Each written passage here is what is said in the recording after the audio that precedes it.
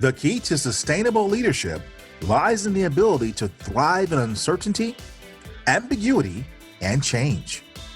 Grand Heron International brings you the Coaching Assistance Program, giving your employees on-demand coaching to manage through a challenging situation and arrive at a solution. Visit grandheroninternational.ca/podcast to learn more. This podcast is part of the C-Suite Radio Network, turning the volume up on business.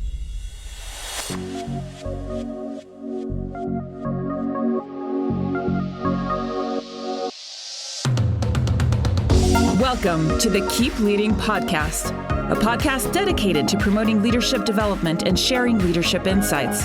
Here's your host, the Leadership Accelerator, Eddie Turner. Hello, everyone. Welcome to the Keep Leading Podcast, the podcast dedicated to leadership development and insights. I'm your host, Eddie Turner, the Leadership Accelerator. I work with leaders to accelerate performance and drive impact through the power of executive and leadership coaching, facilitation, and professional speaking. I've covered the topic of resilience before here on the Keep Leading Podcast, but I've never covered it with the woman who is the actual pioneer in the field. And given where we are in the stream of events across the globe, I believe a fresh perspective on resilience is something we all can use. My guest today is Dr. Edy Greenblatt. Dr. Edy Greenblatt is a resilience pioneer and a work-life balance expert. Dr. Greenblatt has a master's in psychology and a joint Ph.D. in organizational behavior from the Harvard Business School and the Graduate School of Arts and Sciences. She's based in Los Angeles and Tel Aviv. Her breakthrough work on personal resource management and award-winning book, Restore Yourself, The Antidote for Professional Exhaustion, have provided an effective framework and tools to become more resilient under difficult circumstances for millions worldwide. Dr. Edy, as she's known, has been recognized as the #1 global resilience coach by Thinkers 50. And she's also a member of the prestigious Marshall Goldsmith 100 Coaches. So for that reason and many more, I am excited to welcome Dr. Edy to the Keep Leading Podcast. Thank you, Eddie. It's a pleasure to be here with you today. Well, I'm super happy to have you. And you and I know each other because of our affiliation as members of the Marshall Goldsmith 100 Coaches. And before the first ever annual meeting, you invited me to experience the amazing service that you offer to people.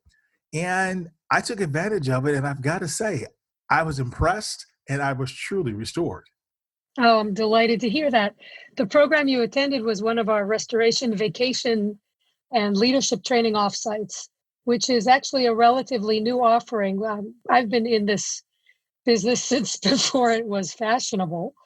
And so in the last 2 years, we've actually started focusing on resilience around what happens when people are not at home and at work. So resilience in a third dimension, which is when we are away.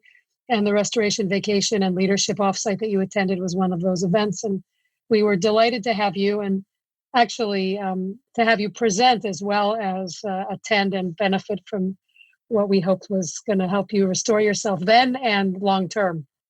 Yeah, I forgot about that. I was looking forward to just putting my feet up, and you lassoed me into service. You're welcome. And therein, I learned lesson number 1: Dr. Edy is quite persuasive, and basically nobody says no to you. Thank you for the perception and the compliment. Yeah. I have a 4-month-old puppy. He's quite qualified at saying no. Yeah, they have a mind of their own. And the other thing you did to me while we were there, which I'm still not sure I've gotten over, is you got me to dance. And everybody who knows me knows that's not something I do. Right. So one of the things that we offered, so many of our participants presented, a lot of extraordinary leaders came, and leaders and coaches came, and helped contribute to the intellectual power of the event. And we offered a program that I've been doing also for decades that's based on my previous career. So you spoke about my training, my more recent training in psychology, organizational behavior, psychology, sociology. But my earlier training was as a dance anthropologist. So I have a bachelor's in world arts and cultures and a master's in dance anthropology. And I was on the faculty in the world arts and cultures program in the dance department at UCLA. And one of the things that I sort of put together after I finished my PhD and learned about organizational behavior was a program that integrates, that uses world dance to help embody and teach leadership concepts that are otherwise difficult to deal with. And so we did the world-class teams through world dance, or world-class leadership through world dance with the group. And yes, contrary to your popular belief, you actually can dance, since pretty much everybody can. And we hope that program helps people not only see different concepts in leadership by using cultural models of leadership from dance, but also see things in themselves that they may not have seen otherwise. So I'm glad you enjoyed it. We had a great time. Yes. And so you tied that to not just the restoration component, but as you just said, there was a leadership lesson in that and how that all unfolded. So folks have to definitely take advantage of your program so they can experience it for themselves. Thank you so much. And out of that, people start to learn something. And so there's a lot of talk about work-life balance. And in your programs, you really tackle this. Is it really possible to experience work-life balance? That's a great question. So typically, people can think of work-life balance as sort of work is depleting, makes us tired, it exhausts our resources, and non-work is restorative. And that's sort of the model. Thank God it's Friday. I'd rather be fishing. Wednesday is over the hump day, right? This idea that work is depleting and non-work is restorative. And if that's the case, if that's true, then how do we get energy? How do we get restored? What's the obvious answer? Sleep, don't work, stay home. And so if it wasn't obvious before 2 weeks ago or 3 weeks ago, it's probably become more obvious to most that is sort of a false dichotomy, that work is depleting and non-work is restorative. And we've been saying that to our clients and our coachees for 20 years now. And that's because the real model, and you know this, right? You know aspects of your work are super restorative, right? A great conversation and a wonderful client and things that happen where you've had impact. And there are lots of things in our lives, in our work lives, that are restorative. Equally, take your experience working from home or being with your family for the last few weeks, and I bet you can generate a couple of instances that were depleting. I'm sure that is the case. So the reality is that work and non-work are on one continuum, right? So if you reach out your left hand and say work is on this continuum, and you reach out your right hand and you say, well, you know, home and life is on the other hand, the answer is that restoration and depletion are not on that same continuum. If you stick your hand above your head, restoration is up there, and if you put your hand toward your feet, depletion is down there. So it's actually restoration and depletion are on one continuum, and work and non-work are on another. So what we should be trying to optimize is not time at home because it's restorative, but any behavior and condition that restores your energies. Okay. So we're not trying to manage this work-life thing. We are trying to manage aspects of managing now, especially boundaries between work and life and collaboration and integration. There are issues between work and home or family that we have to address, But the idea of having the energy we need is really about managing our personal resources, our personal energies, physical, cognitive, social, emotional, psychological energies. All right. Thank you. Why is this really a problem today? Well, historically, so that model that work and non-work is exhausting and non-work is restorative is an old model. There was a time when there were actually really clear lines between work and non-work, and typically the things that people associated with work was sort of manual labor, physically challenging, things like that. But basically, the behavior that what's restorative for you are the behaviors and conditions under which you operate, and what's depleting for you are particular behaviors and conditions. So when it doesn't matter if you're working or not working, it doesn't matter if you call it work or you call it home. What we have to do is there are two tenets of what I call personal resource management, which is my approach. The two tenets are, we have to get really good at knowing what restores and depletes our personal energies, and then manage that. And whether that occurs when you're working, or whether that occurs when you're in your car, or at your house, or in the office, it doesn't matter where you are located. So the idea of trying to balance work and life doesn't really help us. The idea is that we want that our lines between home and work are very blurred. If we started working from home, if we're managing children, we have to manage personal boundaries. And even that is important, and that's especially important for being able to figure out what we need to have the energy we need. So, number one, you said what restores and what depletes our energy. We must come to recognize the difference between the two very clearly. Correct. So, for example, if you have a situation that depletes you, so one that's used frequently is expensing, doing expense reports. Okay. Okay. Some people hate doing expense reports. So they'll say, well, expense reports are depleting. So we can't just stop doing that, because I tried that once and I lost $15,000 that was due to me by a major consulting firm. So, just skipping it doesn't work. So the question is, how do we create behaviors and conditions around doing that activity that make it easier for us? So let's go one source of energy at a time. So physically, when I'm doing my expenses, what are the behaviors and conditions under which I'm doing it? So in my case, I'm sitting in a chair, I'm indoors, I'm not moving around. There's no bright sunlight because the place I used to do my expensing wasn't near a window. I'm a little bit hot, I'm a little bit uncomfortable. Now, can I change the physical conditions under which I do that? If I can make the act of expensing less depleting. Can I add something that makes it restorative? So if I know listening to a particular French folk singer is restorative for me, am I able to do the expensing while I listen to the music?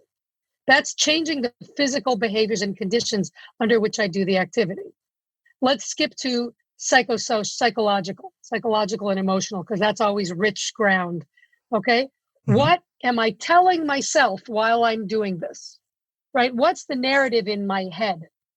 Right? Usually the narrative in my head is, if I had stayed on top of this, I wouldn't be spending time indoors when I should be doing this. I'm a loser. Other people are able to get their expenses turned on time, and I'm not. So what's the story I'm telling myself while I do this? And can I change the narrative, right? What can I do to change the behaviors and conditions around this? I can change the narrative. I can change the narrative to, though I'm disappointed I didn't get this done sooner, I chose to do other more pressing things in real time, and the money will be the same money when I push the button in an hour, right? The same $75 will be the same, right? The interest rate is not 27%. I'm not losing anything significant, and I made choices. So I can change the narrative. That's changing my relationship to the narrative I have. Can I change the social conditions and the spiritual conditions under which I do it? So normally I would sit alone and do that. And when I sit alone, it's easier for the narratives to disturb me. But if I sit in a Starbucks or if I sit in a co-work space where there are other people, emotional contagion helps me, and the calm of other people, or at least the presence of a different narrative, makes my life better. Okay, and I can do the same thing with cognitive load, right? If intellectually I'm a little bit bored because I have to keep entering the same $7 15 times, right? What can I do to help me be less bored? Okay, I can put on music that's more complicated. I can put on a book on tape that I've already heard that I don't really have to listen to, but it fills up the cognitive space, the cognitive gap, so that I'm not, losing my focus because I have to write $7 so many times. So that's the goal, is you take the situation and you analyze it to see how can I change the behaviors and conditions to either increase what's depleting, increase what's restoring me, or decrease what's depleting me. Wonderful. Thank you for that added clarification, because I'm sure as individuals listening, they're probably trying to do that calculation in their mind of, well, it makes sense, but how do I do it? So excellent clarification on that. Wow, I'm enjoying talking to Dr. Edy Greenblatt. She is a resilience pioneer, and she is the #1 resilience coach in the world. And we'll have more with Dr. Edy Greenblatt right after this. Hey, C-Suite Radio listener. Greg Greenberg, General Manager of C-Suite Radio here. If you're enjoying this great show, then you're obviously aware of the power and explosive growth of podcasting. That said, you may not know the amazing reach and ease of podcast advertising. Here at the C-Suite Radio Network, we have over 150 podcasts reaching millions of listeners each month, and all with affordable advertising slots ready to promote you and your business. We'll even help create and record your ad at no extra charge. From business to lifestyle to entertainment, we have shows to target your audience. We even have the technology to geo-target ads by state. So why not speak directly to your customers right where they live and on the podcast they love? Reach out to C-Suite by emailing me at greg.greenberg@csuitenetwork.com. Again, that is gregg.greenberg@c-suitenetwork.com. This podcast is sponsored by Edy Turner, LLC. Organizations who need to accelerate the development of their leaders call Edy Turner the Leadership Accelerator. Edy works with leaders to accelerate performance and drive impact. Call Edy Turner to help your leaders one-on-one as their coach, or to inspire them as a group through the power of facilitation or a keynote address. Visit EdyTurnerLLC.com to learn more. Hi, this is Dr. Steven Stein, psychologist and founder of MHS Assessments, and you're listening to the Keep Leading podcast with Edy Turner. We're back, ladies and gentlemen. I'm talking to Dr. Edy Greenblatt. She's a resilience pioneer and the #1 global resilience coach in the world, as recognized by Thinkers 50. And she's one of Marshall Goldsmith's 100 coaches. Now, we received some really nice tips from you before we went to break, but I'd love to learn a little bit more about your resilience research, because you're a pioneer in this area. Can you talk about that a little bit for us? Sure. So I told you I came from dance anthropology. I was a dance teacher. I was a professor also, but I had to earn a living. So I taught hundreds of students a week in social dance settings, mostly Israeli dancing, international folk dancing, surviving social dance, anything that people did socially, and sometimes that included alcohol globally. So what I noticed when I was a dance person as an ethnographer was I noticed that people were coming to dance events, and what I thought I was doing, right, which was just that providing education, dance, teaching dances, was actually providing restorative events and creating conditions that help people restore. And people would tell me their stories about how coming to the dance event changed them physically, emotionally, psychologically, how coming to the dance event got them through the cancer treatment of their daughters, or how it was the only time somebody's husband got dressed all weekend. And there was one man who used to show up and he was just grumpy. And I thought, he'll never come back to my class. And he came every week. And his wife later told me that it was the only time he actually got up and moved and was happy and engaged with the family for about a 6-month period, because the dancing helped him. So I decided I wanted to stop helping people at a smaller level and try to understand how could I create these conditions to make work less depleting. Because most of the people who came to me used to come to restore from the damage done by work. Work was exhausting them, or their lives were exhausting them. I didn't realize that. And they would come to restore. So I decided I wanted to figure out how to make work less depleting, because we work because it's supposed to increase the quality of our lives and not harm us. So I got to Harvard, and they were actually interested in me. Don't know why. Probably they thought I'd be fun to have at parties, but they were interested in my being an ethnographer. And I started doing this research, and I wanted to go somewhere where we could actually study what happens when people have the opportunity to restore themselves. So it turned out that Club Med workers, right, people who live and work in the same place, live in resort villages, were working at the time 6.5 days on, half a day off for 6 months at a time. They were the most creative, innovative group of people I ever met. Mm-hmm. They were working with very few resources. They were effective in teams. They were working hard in a 24/7 environment. And so a Club Med vacation village was actually the perfect laboratory to try to determine what is it that helps people restore themselves. And it turned out Club Med workers were turning over at 90% a year, which is a huge turnover. And even though it's a short-term gig sometimes, there were tricks and secrets and things to learn from them. So I went and I studied them, and I actually went and worked, did participant observation and worked as they're called GOs, Gentil Organisateurs, the sort of the facilitator camp counselors. You live and you work, you live with the people and you work with the guests and you spend all day and evening with them. And we used that as a laboratory to actually determine how people live in 24/7 work environments with every opportunity to restore and still burn out, and who doesn't. And it turns out we were sort of ahead of the curve before 24/7 was actually a thing, right? Okay. They were already living in a total institution. Wow. Well, thank you for sharing that. That is insightful and good to know. And boy, to see the way your work has unfolded. Now, many leaders may want to know how they can prioritize their own knowledge around this area and build a resilience practice. What recommendations do you have? So for individuals and organizations, right, the most important thing to solve a problem is to have the right questions. And so if you have a model that helps you form the right questions, then you can get the solutions you need. So in the book that I wrote a book based on the research and the best practice from working with hundreds of organizations at the time, and now it's more than hundreds. And so we kind of looked at what are the best practices and what are the things that people need to do to restore themselves.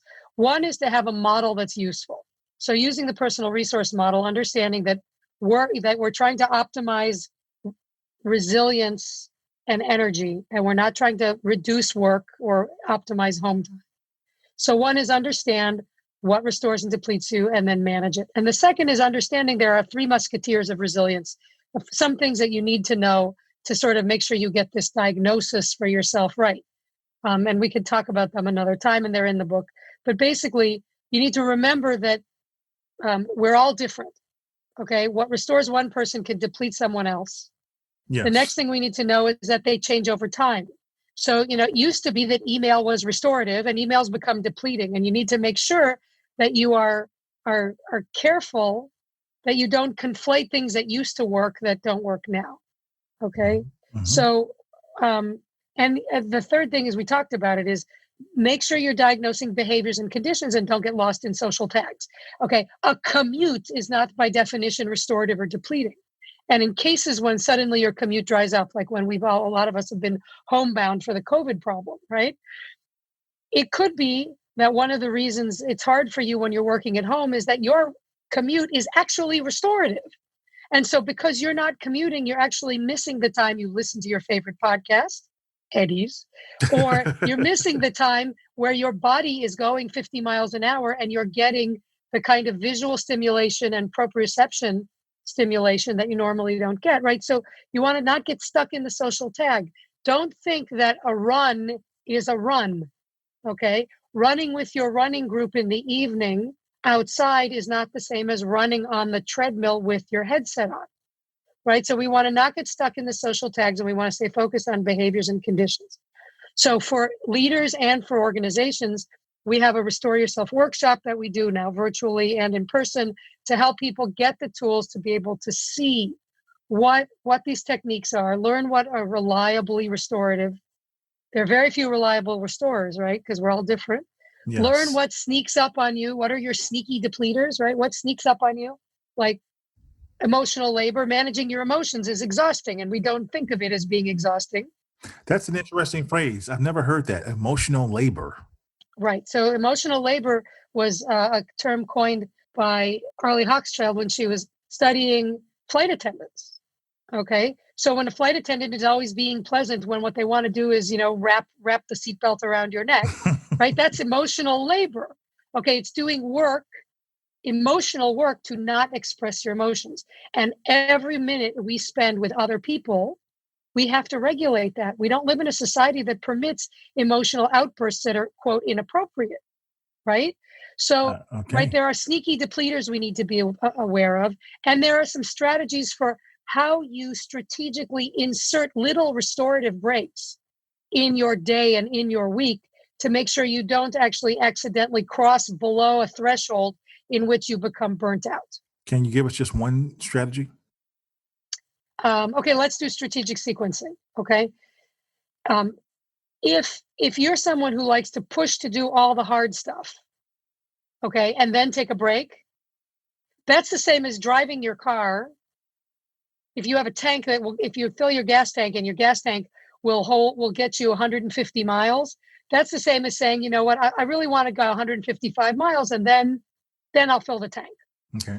Well, once you get to 120 miles or 140 miles, you're starting to burn the gas that has all the gunk in it, right? All the impurities in the gas. So you're kind of running on fumes. Even if you do all the right things with your car, you're sort of junking up the mechanism.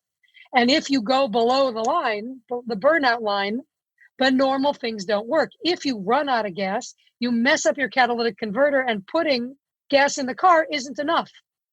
And that's what happens when you push too far. So make sure you restore yourself intermittently. Don't keep pushing till you're on fumes. Keep refilling the car, refilling your tank when you're at half or when you're at 1/4, but don't let yourself go too far below that in terms of physical energy, emotional energy, psychological energy, cognitive support. Does that make sense? I knew that you were a brilliant heavyweight academically. I had no idea you were going to break down the mechanical mechanisms of an automobile. And even I, the perhaps least mechanically inclined person you'll run into, understood exactly what you just said. Right. And I don't know if running out of gas ruins catalytic converters now, but used to. I'm driving an old car. And because I'm the least mechanically inclined individual, I'm just going to say, yeah, you're right, Dr. Edy. I'll buy it. One of my listeners somewhere is probably disagreeing, but hey, it's okay with me. Please write to me and tell me if the catalytic converters still get ruined by running out of gas. I love it. That's priceless. Thank you. And so the book is called? The book is called Restore Yourself, the Antidote for Professional Exhaustion. Edy Greenblatt with Aaron Lehman and Michael Allen Kirk. Excellent. We mentioned it in the opening, but just wanted to have you say that again now that you've explained it and what it will do for us. I'm excited to hear how my listeners respond to this. Tell my listeners where they can get your book. The book's available on Amazon, and if they say they're out of books or they don't have enough for you, just write to me and we'll get you some, because sometimes they can't get a hold of large numbers of them or they run out. So you can reach out to me. All the information to reach me will be in the podcast notes. But if you're actually sitting down writing things, which is probably unusual, you can email me at edy@askdredy.com, askdredy.com. You can look for me. You can follow me on LinkedIn. If you reach out to me, we actually are offering some complimentary group resilience coaching these days. I don't know when you'll be listening to this, but please reach out to me for listeners of this podcast. We're happy to try to offer that. So reach out to me if you're interested in some group resilience coaching. We mostly provide workshops and workshops, coaching, and then these restoration vacations, which we plan to have start offering quarterly, because people are going to need to find ways to restore themselves in strategic ways. So we do an assessment, and there's an assessment in the book, by the way. So to be able to know what restores and depletes you need to do a little assessment. So there's an assessment in the book, and we have an assessment we can give you, and there's assessments for your vacation needs. And it's all about what I call integrated resilience, which is our upcoming book that should come out in a year or so, and or watch for some articles. So. Wonderful. We'll have to get you back when that book comes out as well. So she means it, everyone. Dr. Edy is one of the nicest people you'll ever meet. And when she says reach out to her via LinkedIn or email her with the email address she just used, or that we'll put in the show notes, she means it. So definitely reach out, take advantage of what she offers. You will end up refreshed and more resilient. I can speak from firsthand experience. Dr. Edy, how would you summarize our conversation today? There's a message I'd like you to have, and that's that in order to use any of this stuff, you have to accept that taking care of yourself is a priority, because it's always easy to not go to sleep. Number one reliable restorer, 8.5 hours of sleep opportunity or more every night. Yes, I'm not kidding. Yes, there's research to support it. Yes, even you. So the most important thing you can do for yourself and for those around you is to take care of yourself, because it is much, much, much more efficient for you to get enough sleep, to eat properly, to manage the narratives in your head, to manage to take your restoration breaks, to strategically sequence what you need. It is much, much more efficient for you to do that than to let those around you have to guess and clean it up and fix you when you're broken, or help you manage when you're running on fumes. So managing your own resilience is not being fussy or precious. This is an act of personal responsibility, and it is a leadership requirement. Okay. And, the model is put your mask on first. Mm-hmm. I'm even going to push on that. No mask is going to drop from the overhead compartment to signal that you need to take care of yourself. The mask is not going to drop. This is something that you have to proactively take care of so that nobody else has to do it. This is it. Okay. So this is what adults have to do. So please, if you care about yourself, do this. Great. But for most of us who don't have the self-development to say, I'm worth it, you need to do this so other people are going to be okay. Because it's much easier for you to manage your resilience, for you to take care of what you have to do so that you can help everybody, and so that they don't have to help you any more than is necessary. All right. Well said, Dr. Edy. And finally, I always love to get a quote to help our leaders keep leading. What's a quote that you can share with our leaders? So we talked about this before we spoke on live. So I've gone to school a lot, right? I did a multidisciplinary undergraduate degree. I was pre-med, world arts and cultures, dance concentration. I took a class in almost every building at UCLA, which is quite a thing. And then, 2 degrees and joint degrees at Harvard, and 3 degrees, whatever it is, 2.5, half an MBA. But the most important thing I learned from the ballet mistress at UCLA, that's Margaret Hills. And I wanted to take ballet as a graduate student, and it was my 6th dance form. So the only ballet class was offered for freshman dance majors. So I was 26 years old and didn't have a ballet body, and was actually teaching as a grad student. But Margaret let me take class. And so the second week of class, Margaret lined up 20 perfect, beautiful ballet dancers, perfect freshman dance majors at UCLA. And she looked at the first one and she said, you have a very rounded rib cage. It looks like you took singing lessons, a special kind of singing lessons between the ages of 9 and 12. Because of that, the shape of your chest is not perfect for ballet. So when you look downstage, you have to lift your arm and turn 30 degrees to the right to make sure you look okay. And he goes to the next perfect woman, and she says, the ratio of your thighs to your calves is 1/3 too long. And because of that, you're likely to develop knee problems, medial knee problems. And in that case, you're going to have to make this adjustment when you dance, and you have to make this adjustment when you train. And she went through and she identified a flaw, like I would call it, or a challenge that each one of those perfect women needed to do to be able to dance ballet. And that to me is the most important lesson I've learned in my life.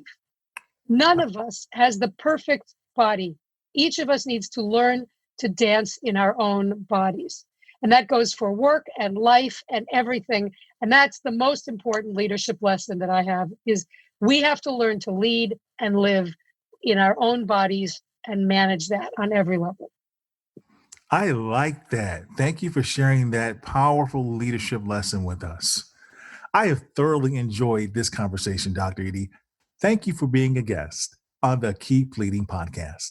Eddie, thank you very, very much. You do a great service, and we're very lucky to have you helping share information, and love listening to you too. So maybe one day you'll be a guest on your own podcast. It was great hearing you present at our restoration vacation offsite leadership training. So you keep doing this. Thank you for having me.